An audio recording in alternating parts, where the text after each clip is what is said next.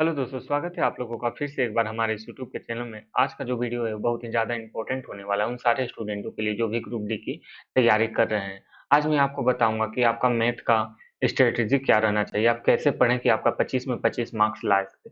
Math की कैसे आप तैयारी कीजिए कि आपको अच्छा खासा मार्क्स मिल सके। मैथ ही है जो आपको सिलेक्शन दिला सकता है, इतना बात तो सब मानते ही हैं। चलिए इसके बारे में हम लोग बात करेंगे, किस प्रकार आपको पढ़ना है आगे और किस प्रकार से आप सिलेक्शन ले सकते हैं, क्योंकि अब ग्रुप डी के एग्जाम में ज़्यादा टाइम नहीं रहा है। शायद अगस्त या सितंबर से आपका एग्जाम स्टार्ट हो जाए। तो चलिए इस वीडियो को शुरू करते हैं, लेकिन उससे पहले यदि आप लोग नए हैं तो इस चैनल को आपको सब्सक्राइब करना पड़ेगा इसी प्रकार का वीडियो देखने के लिए। देखिए, सबसे पहले हम लोग सिलेबस जान लेते हैं। सिलेबस क्या क्या है, बिना सिलेबस के आप नहीं जान पाइएगा। सबसे पहले आपका सिलेबस हो जाएगा क्या चाहिए, नंबर सिस्टम, बोर्ड मास होगा, डेसिमल, फ्रैक्शन, उसी के साथ साथ आपका जो है एलसीएम, ठीक है, HCF, ratio, proportion, percentage, mensuration, time and work, time and distance, simple interest और कंपाउंड इंटरेस्ट से आपको क्वेश्चन देखने को एग्जाम में मिलेंगे। वहीं आपका प्रॉफिट लॉस हो गया, अलजेब्रा हो गया, ट्रिग्नोमेट्री हो गया, जियोमेट्री हो गया, उसी के साथ साथ आपका स्टैटिक्स का जो पोर्शन होगा उससे क्वेश्चन देखने को मिलेंगे। स्क्वायर रूट हो गया, एज कैलकुलेशन से भी आपको क्वेश्चन एग्जाम में देखने को मिलता है। वहीं आपका कैलेंडर एंड क्लॉक आ गया और उसी तरह पाइप एंड सेंट्रिक भी आ गया, जिससे आपको क्वेश्चन एग्जाम में देखने को मिलेंगे। तो ये तरह आपका सिलेबस फुल सिलेबस है। इसमें आपका ये इतना सिलेबस है, आपको इतना पढ़ना पड़ेगा, तभी आपका सिलेक्शन हो सकता है। चलिए आगे बढ़ते हैं, लेकिन सबसे पहले हम लोग जान लेते हैं कुछ पॉइंट्स। क्या है वो पॉइंट्स, वो जान लीजिए। देखिए, percentage, ratio, time and work, profit and loss और नंबर सिस्टम, ये इससे मिला के आपका जो क्वेश्चन बनता है वो 60 से 70% इसी क्वेश्चन इन्हीं चैप्टर से आ जाता है। ठीक है, आप याद रखिएगा, अर्थमेटिक एक होता है, ठीक है, अर्थमेटिक, और एक होता है एडवांस में। ठीक है, अर्थमेटिक में आपका लगभग 70 से 80% का क्वेश्चन पूछा जाता है। वहीं 20 से लेकर 10% आपका एडवांस मैथ्स में क्वेश्चन पूछा जाता है ग्रुप डी में। यही आपको बता रहे हैं। ठीक है, इतना आप जान लीजिए।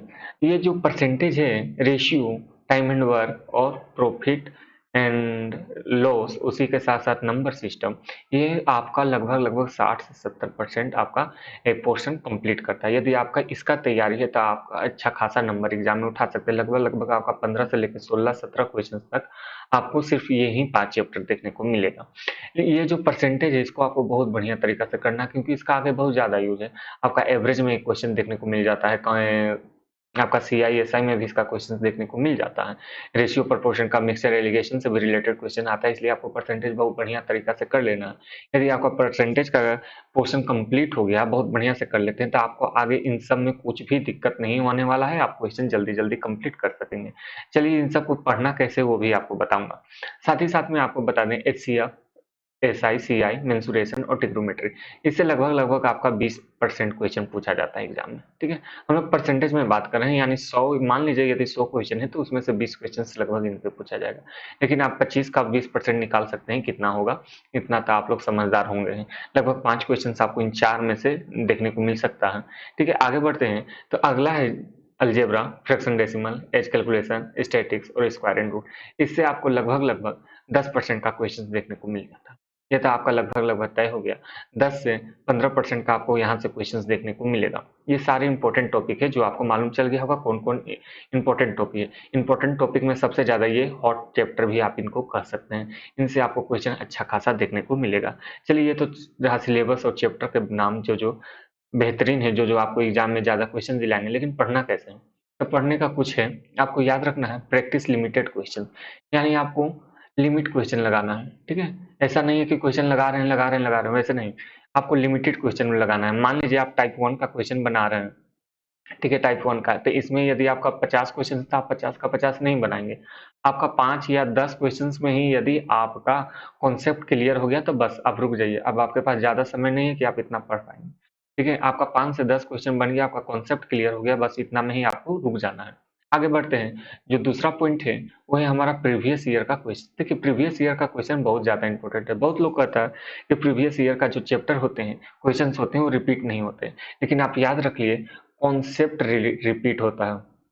ठीक है, आपका कॉन्सेप्ट रिपीट होता है एग्जाम में। ठीक है, पिछला साल से लेकर, यदि आपका पिछला साल का किया हुआ रहेगा तो अगला उससे रिलेटेड कॉन्सेप्ट का कोई एग्जाम में क्वेश्चन पूछा जाता है तब उसका जवाब दे सकेंगे।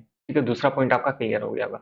तीसरे की बात करें तो don't try to high level question, ठीक है, आप ग्रुप डी का पढ़ रहे हैं ना कि एसएससी सीजीएल का क्वेश्चन सोल्व कर रहे हैं या बैंकिंग का क्वेश्चन सोल्व कर रहे हैं, आप सोल्व कर रहे हैं ग्रुप डी के लिए, तो आपको सिर्फ ग्रुप डी के लेवल का ही पढ़ना है।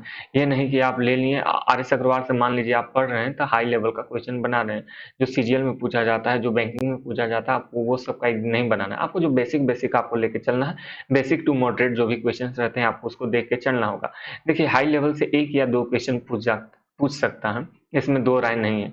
1 से 2 क्वेश्चन के लिए आप उतना ज्यादा क्यों टाइम दें? 1 से 2 क्वेश्चन के लिए यदि आप टाइम भी देते हैं तो भी आपको एग्जाम में ये क्वेश्चंस नहीं ही बन सकता, इसके ज्यादा चांस है कि आप ये क्वेश्चंस नहीं बना पाएंगे।